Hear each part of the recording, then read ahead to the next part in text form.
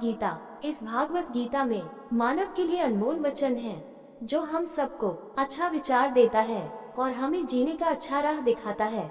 नमस्कार मित्रों, आप सबका एक बार फिर से माता का ज्ञान चैनल पर आप सबका स्वागत है। भगवत गीता अध्याय 18 श्लोक 61। ईश्वर सर्वभूताना हृदयेर्जुन तिष्ठति प्रमायं सर्वभूतानि यंत्ररूधिनी मयाया। ईश्वर सर्वभूतानां हृदयेशे अर्जुन तिष्ठति प्रमाय सर्वभूतानि यंत्ररूधानि मया। ईश्वर परम भगवान सर्वभूतानां सभी प्राणियों में हृदयेशे हृदय में अर्जुन तिष्ठति निवास करता है। ब्रह्मायन भटकाने वाला, सर्वभूतानि सभी जीवित प्राणी, यंत्ररूधिनी यंत्र पर बैठा हुआ, माया भौतिक ऊर्जा से बना है। ईश्वर सर्वभूतानां हृदयेशे अर्जुन तिष्ठति ब्रह्मायन सर्वभूतानि यंत्ररूधिनी मयाया। अनुवाद: हे अर्जुन, भगवान सभी प्राणियों के हृदय में निवास करते हैं। उनके कर्मों के अनुसार वह आत्माओं की भटकन को निर्देशित करते हैं जो भौतिक ऊर्जा से बनी मशीन पर बैठे हैं।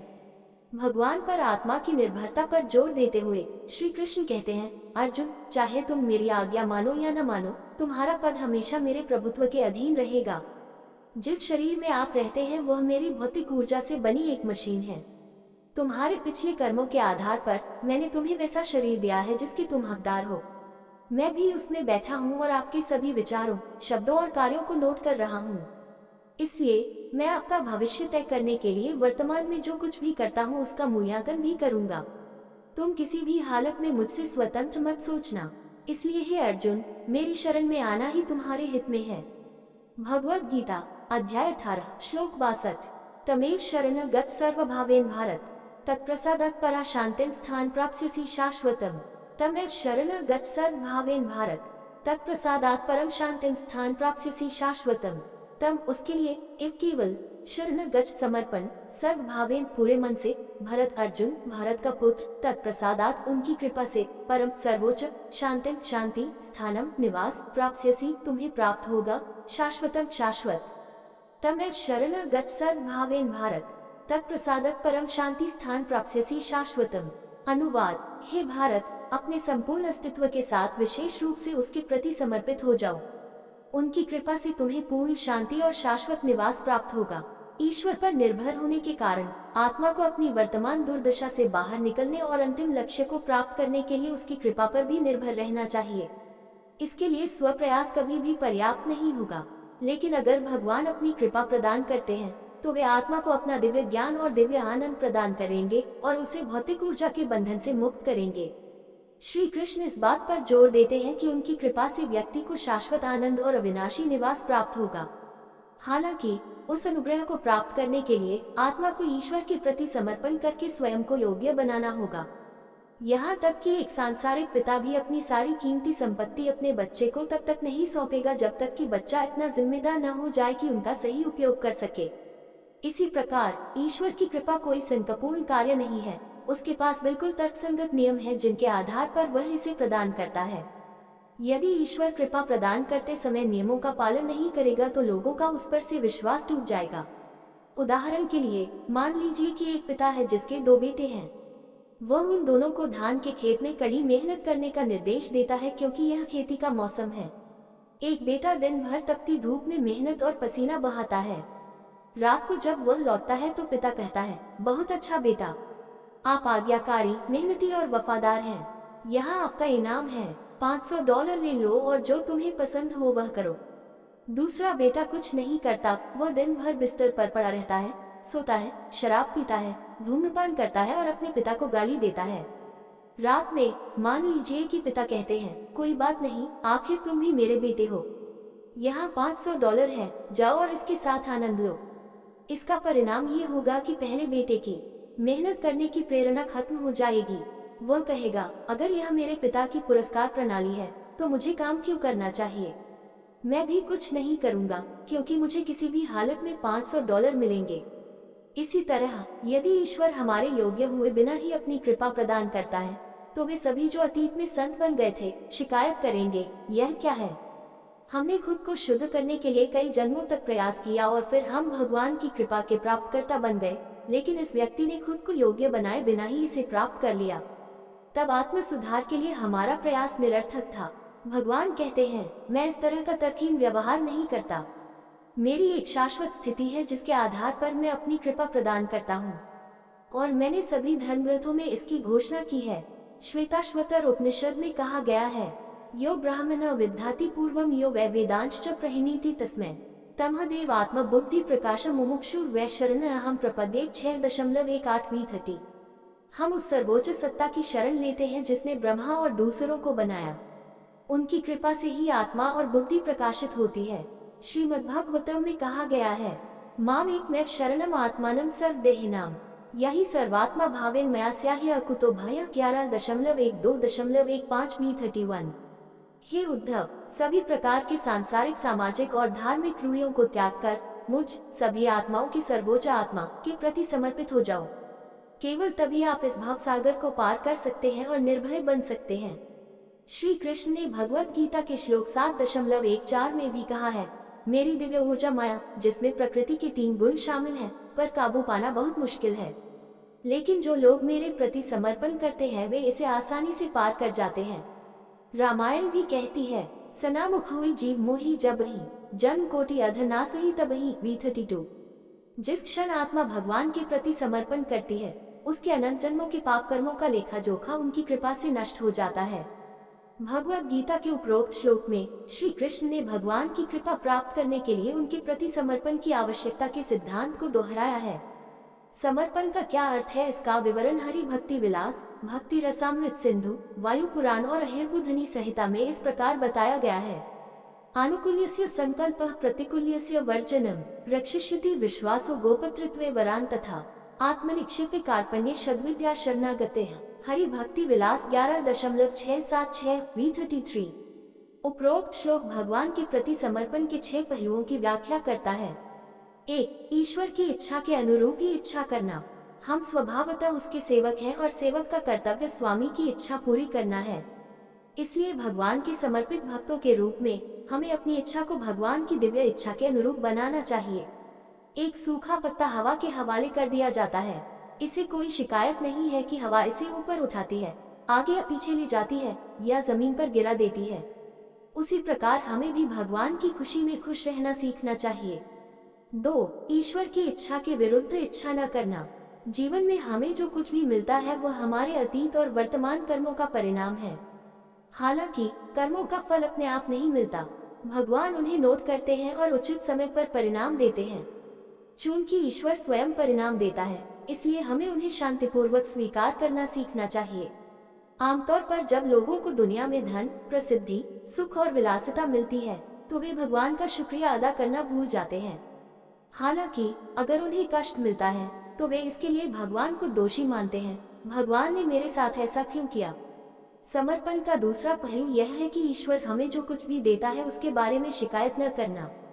3. ये दृढ़ विश्वास रखना कि ईश्वर हमारी रक्षा कर रहा है। ईश्वर शाश्वत पिता है, वह सृष्टि के सभी प्राणियों का पालन पोषण कर रहा है।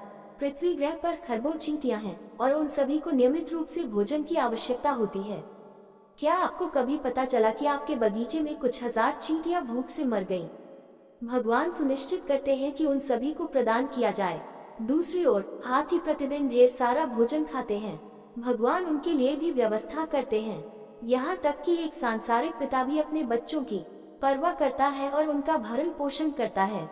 फिर हमें ये संदेह क्यों होना चाहिए कि हमारा शाश्वत पिता परमेश्वर हमारी देखभाल करेगा या नहीं। उसकी सुरक्षा पर दृढ़ विश्वास रखना समर्पण का तीसरा पहलू है। 4. ईश्वर के प्रति कृतज्ञता का भाव बनाए रखना। हमें प्रभु से बहुत सारे अमूल्य उपहार मिले हैं।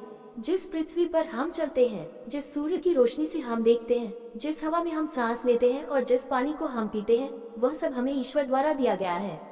वास्तव में उन्हीं के कारण हमारा अस्तित्व है। उन्होंने हमें जीवन दिया है और हमारी आत्मा में चेतना प्रदान की है। बदले में हम उसे कोई कर नहीं दे रहे हैं, लेकिन हमें कम से कम उस सब के लिए गहराई से ऋणी महसूस करना चाहिए जो उसने हमें दिया है। ये कृतज्ञता का भाव है। इसका उल्टा है कृतज्ञता का भाव। उदाहरण के लिए, एक पिता अपने बच्चे के लिए बहुत कुछ करता है। इसके लिए बच्चा अपने पिता का आभारी बताया जाता है, लेकिन बच्चा जवाब देता है, मुझे आभारी क्यों होना चाहिए? उनके पिता ने उनकी देखभाल की और वह मेरी देखभाल कर रहे हैं। ये सांसारिक पिता के प्रति कृतज्ञता है। ईश्वर हमारे शाश्वत पिता ने हमें जो कुछ भी दिया है उसके प्रति आभारी होना समर्पण का चौथा पहलू है। 5. हमारे पास जो कुछ भी है उसे ईश्वर से संबंधित देखना। ईश्वर ने ये संपूर्ण संसार रचा, ये हमारे जन्म से पहले भी अस्तित्व में था और हमारे मरने के बाद भी अस्तित्व में रहेगा। अतः हर चीज का सच्चा स्वामी केवल ईश्वर ही है। जब हम सोचते हैं कि कुछ हमारा है तो हम ईश्वर के स्वामित्व को भूल जाते हैं। मान लीजिए कि जब आप घर पर नहीं होते तो आपके घर में कोई आता है, वह आपके कपड़े पहनता है, आपके रेफ्रिजरेटर से चीजें निकालता है, उन्हें खाता है और आपके बिस्तर पर सोता है। लौटने पर क्रोधपूर्वक पूछते हो, मेरे घर में क्या कर रहे हो? वह कहते हैं, मैंने कुछ भी नुकसान नहीं पहुंचाया है, मैंने बस हर चीज का सही इस्तेमाल किया है। आप नाराज क्यों हो रहे हैं? आप उत्तर देंगे, आपने कुछ भी नष्ट नहीं किया होगा, लेकिन ये सब मेरा है। यदि तुम मेरी अनुमति के बिना इसका उपयोग करते हो तो तुम चोर हो। इसी प्रकार ये संसार और इसमें मौजूद हर चीज ईश्वर की है। इसे याद रखना और स्वामित्व की भावना को त्यागना समर्पण का 5वां पहलू है। 6. समर्पण करने का अभिमान त्याग देना। यदि हम अपने द्वारा किए गए अच्छे कार्यों पर गर्व करते हैं तो घमंड हमारे दिल को गंदा कर देता है और हमारे द्वारा किए गए अच्छे कार्यों को नष्ट कर देता है। इसीलिए नम्रता का भाव रखना जरूरी है। अगर मैं कुछ अच्छा करने में सक्षम था तो ये केवल इसलिए था क्योंकि भगवान ने मेरी बुद्धि को सही दिशा में प्रेरित किया। यदि मेरे ऊपर छोड़ दिया जाता तो मैं ये कभी नहीं कर पाता। ऐसी विनम्रता का भाव रखना समर्पण का 6वां पहलू है। यदि हम समर्पण के इन 6 बिंदुओं को अपने अंदर पूर्ण कर सके तो हम ईश्वर की शर्त को पूरा करेंगे और वह हमें अपनी कृपा प्रदान करेंगे। भगवद गीता भगवान का गीत। स्वामी मुकुंदानंद की टिप्पणी। इस साइट को खोजें। अनुक्रमणिका के बारे में। होम ग्रेटर देन अनुक्रमणिका ग्रेटर देन अध्याय 18। मोक्ष संन्यास योग ग्रेटर देन श्लोक 63। तमिल धन्यवाद। ओरिया ठीक है। हिंदी अंग्रेजी भगवद गीता अध्याय 18 श्लोक 63। इति ते ज्ञानमाख्यातं गुह्यात् गुह्यतर मया विमृश्य तदशेषेण यथेत्सि तथा कुरु। इति ते ज्ञानम् आख्यातं गुह्यात् गुह्यतरं मया विमृश्य तदशेषेण यथेत्सि तथा कुरु। इति इस प्रकार ते तुम्हें ज्ञानम ज्ञान आख्यातात् समझाया गया, गुह्यात् व गुप्त ज्ञान, गुह्यतरम और भी अधिक गुप्त ज्ञान, माया मेरे द्वारा विमृश्य विचार करते हुए, एतत् इस पर, अशेषेण पुनर्तः यथा जैसे, इच्छासी आपकी इच्छा, तथा तो कुरु करो। इति ते ज्ञान आख्यातम गुह्यत गुह्यतर मया विमृश्य तदशेषेण यथेत्सि तथा कुरु। अनुवाद। इस प्रकार मैंने तुम्हें ये ज्ञान समझाया है जो सभी रहस्यों से भी अधिक गुप्त है। इस पर गहराई से विचार करो और फिर जैसा चाहो वैसा करो। रहस्य वह ज्ञान है जो अधिकांश लोगों की पहुंच में नहीं है। भौतिक विज्ञान के अधिकांश नियम कुछ सदियों पहले तक रहस्य थे और कई अभी भी रहस्य बने हुए हैं। आध्यात्मिक ज्ञान गहन है और प्रत्यक्ष अनुभूति के माध्यम से प्राप्त नहीं किया जा सकता है। इसे गुरु और शास्त्रों से सीखने की जरूरत है। अतः इसे रहस्य बताया गया है। दूसरे अध्याय में श्री कृष्ण ने आत्मा का ज्ञान प्रकट किया था जो गुह्य या गुप्त ज्ञान है। 7वें और 8वें अध्याय में उन्होंने अपनी शक्तियों का ज्ञान समझाया जो गुह्यतर या अधिक गुप्त है। 9वें और उसके बाद के अध्यायों में उन्होंने अपनी भक्ति का ज्ञान प्रकट किया जो गुह्यतम या सबसे गुप्त है। वर्तमान अध्याय श्लोक 55 में उन्होंने बताया कि उन्हें उनके व्यक्तिगत रूप में केवल भक्ति द्वारा ही जाना जा सकता है। श्री कृष्ण अब भगवद गीता का समापन कर रहे हैं। अर्जुन को अत्यंत गुप्त ज्ञान सहित 18 अध्याय सुनाकर अब वह निर्णय अर्जुन के हाथ में छोड़ देता है। वह कहते हैं, मैंने आपके सामने गहन और गोपनीय ज्ञान प्रकट किया है, अब चुनाव आपके हाथ में है। भगवान राम ने अयोध्या वासियों से भी ऐसा ही कहा था। उन्होंने उन सभी को अपने प्रवचन के लिए आमंत्रित किया। एक बार रघुनाथ बोले, गुरुद्विजपुरवासी सब एक रामायण V34। एक बार भगवान राम ने सभी अयोध्या वासियों को बुलाया। गुरु वशिष्ठ सहित सभी लोग उन्हें सुनने आए।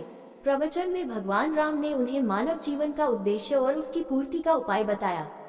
अंत में उन्होंने निष्कर्ष निकाला, नहीं अनिति नहीं कछु प्रभुताय, सुनु करहु जो तुम्हि सो है। रामायण V35। मैंने तुम्हें जो सलाह दी है वह न तो गलत है और न ही जबरदस्ती। इसे ध्यान से सुनो, इस पर मनन करो और फिर जो चाहो करो। उपलब्ध विकल्पों में से चयन करने की यह स्वतंत्र इच्छा ईश्वर ने आत्मा को दी है। पसंद की स्वतंत्रता अनंत नहीं है। कोई ये तय नहीं कर सकता, मैं दुनिया का सबसे बुद्धिमान व्यक्ति बनना चुनता हूँ। हमारी पसंद हमारे अतीत और वर्तमान कर्मों द्वारा सीमित है। हालांकि हमारे पास एक निश्चित मात्रा में स्वतंत्र इच्छा है। क्योंकि हम ईश्वर के हाथों में मशीन नहीं हैं। कभी कभी लोग प्रश्न करते हैं कि यदि ईश्वर ने हमें स्वतंत्र इच्छा न दी होती तो हम कोई पाप नहीं करते, लेकिन तब हमने भी कुछ अच्छा नहीं किया होता। अच्छा करने का अवसर हमेशा बुरा करने के खतरे के साथ आता है। इससे भी महत्वपूर्ण बात यह है कि ईश्वर चाहता है कि हम उससे प्रेम करें, और प्रेम तभी संभव है जब कोई विकल्प हो। एक मशीन प्रेम नहीं कर सकती क्योंकि उसके पास चयन की कोई स्वतंत्रता नहीं है। ईश्वर ने हमें स्वतंत्र इच्छा से बनाया और हमें विकल्प प्रदान किए ताकि हम उसे चुन सके और इस प्रकार उसके प्रति अपना प्रेम प्रदर्शित कर सकें। यहाँ तक कि सर्वशक्तिमान ईश्वर भी आत्मा को अपने प्रति प्रेम करने और समर्पण करने के लिए बाध्य नहीं कर सकता। ये निर्णय आत्मा को ही करना होता है। यहाँ श्री कृष्ण अर्जुन का ध्यान उसकी स्वतंत्र इच्छा की ओर आकर्षित कर रहे हैं और उसे चुनने के लिए कह रहे हैं। भगवद गीता अध्याय 18 श्लोक 64। सर्वगुह्यत्मन् भूयः शृणु मे परमं वाचः इष्टोऽसि मे दृढमिति ततो वक्ष्यामि ते हितम्। सर्वगुह्यत्मन् भूयः शृणु मे परमं वाचः इष्टोऽसि मे दृढमिति ततो वक्ष्यामि ते हितम्। सर्वगुह्यतमम सबसे गोपनीय, भूयः पुनः शृणु सुनो, मैं मेरे द्वारा परमम सर्वोच्च, वाचक निर्देश, इष्टः तुम प्रिय हो, मैं मेरे लिए, दृढ़ बहुत, इति इस प्रकार, ततः क्योंकि, वक्ष्यामि मैं बोल रहा हूँ, ते आपके लिए, हितम लाभ। सर्वगुह्यत्मन् भूयः शृणु मे परमं वाचः इष्टोऽसि मे दृढम् इति ततो वक्ष्यामि ते हितम्। अनुवाद, समस्त ज्ञान में सबसे गोपनीय मेरे परम उपदेश को फिर से सुनो। मैं इसे तुम्हारे लाभ के लिए प्रकट कर रहा हूँ क्योंकि तुम मुझे बहुत प्रिय हो। एक शिक्षक सबसे गहरे रहस्य को जान सकता है, लेकिन जरूरी नहीं कि वह उसे छात्र के सामने प्रकट करे। इसे साझा करने से पहले वह कई बातों पर विचार करते हैं, जैसे इसे प्राप्त करने के लिए छात्र की तैयारी, इसे समझना, इससे लाभ उठाना आदि। भगवद गीता की शुरुआत में अर्जुन अपने सामने आने वाली समस्याओं से हतप्रभ थे और उन्होंने मार्गदर्शन मांगा। श्री कृष्ण भगवान ने बहुत सावधानी और विचार पूर्वक उसे प्रबुद्ध किया। 18 अध्यायों के माध्यम से उसकी समझ को थोड़ा थोड़ा ऊपर उठाया। अर्जुन को संदेश इतनी अच्छी तरह से प्राप्त होते देखने के बाद श्री कृष्ण को अब विश्वास हो गया है कि वह अंतिम और सबसे गहन ज्ञान को भी समझने में सक्षम होंगे। इसके अलावा वह कहते हैं इष्टोऽसि मे दृढमिति, जिसका अर्थ है मैं ये बात आपसे इसलिए कह रहा हूँ क्योंकि आप मेरे बहुत प्रिय मित्र हैं, इसलिए मैं आपकी बहुत परवाह करता हूँ और ईमानदारी से आपके सर्वोत्तम हित की कामना करता हूँ। भगवद गीता अध्याय 18 श्लोक 65। मन्ना भव मद्भक्तो मद्याजी मां नमस्कारो मामेवैष्यसि सत्यम ते प्रतिजाने प्रियोसी मे। मनमना भव मद्भक्तो मद्याजी मां नमस्कुरु मामेवैष्यसि सत्यम ते प्रतिजाने प्रियोसी मे। मत मना मेरे बारे में सोचते हुए, भव होना मद्भक्त मेरा भक्त, मत्याजी मेरी पूजा करो, माम मेरे लिए, नमस्कुरु प्रणाम करे, माम मेरे लिए, इफ अवश्य अश्यसी तुम आओगे, सत्यम सचमुच ते तुम्हें प्रतिजाने मैं प्रतिज्ञा करता हूँ, प्रिय प्रिय असी आप है, मैं मेरे लिए। मनमना भव मद भक्तो मद यजी मम नमस्कुरु ममे वैश्यसी सत्यम ते प्रतिजाने प्रियो सी में। अनुवाद, दैव मेरे बारे में सोचो, मेरे प्रति समर्पित रहो, मेरी पूजा करो और मुझे प्रणाम करो। ऐसा करने पर तुम अवश्य मेरे पास आओगे। यह मेरी आपसे प्रतिज्ञा है क्योंकि आप मुझे बहुत प्रिय हैं। अध्याय 9 में श्री कृष्ण ने अर्जुन को सबसे गुप्त ज्ञान प्रकट करने का वादा किया था और फिर भक्ति की महिमा का वर्णन किया। यहाँ वह श्लोक 9.34 की पहली पंक्ति दोहराते हुए उनसे अपनी भक्ति में संलग्न होने के लिए कहते हैं। श्री कृष्ण के प्रति गहरा प्रेम विकसित करने और अपने मन को सदैव उनकी अनन्य भक्ति में लीन रखने से अर्जुन को सर्वोच्च गंतव्य प्राप्त होने का आश्वासन मिलेगा। भक्ति में पूरी तरह लीन रहने वाले व्यक्ति का आदर्श उदाहरण राजा अम्बरीश थे।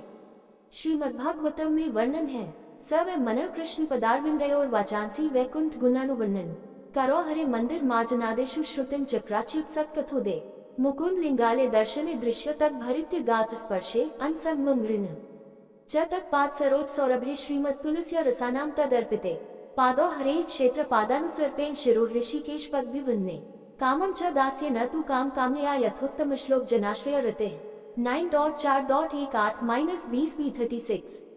अम्बरीश ने अपना मन श्री कृष्ण के चरण कमलों में लीन कर लिया। उन्होंने अपनी वाणी का उपयोग भगवान के गुणों की महिमा करने में, अपने हाथों का उपयोग मंदिर की सफाई में और अपने कानों का उपयोग भगवान की दिव्य लीलाओं को सुनने में किया।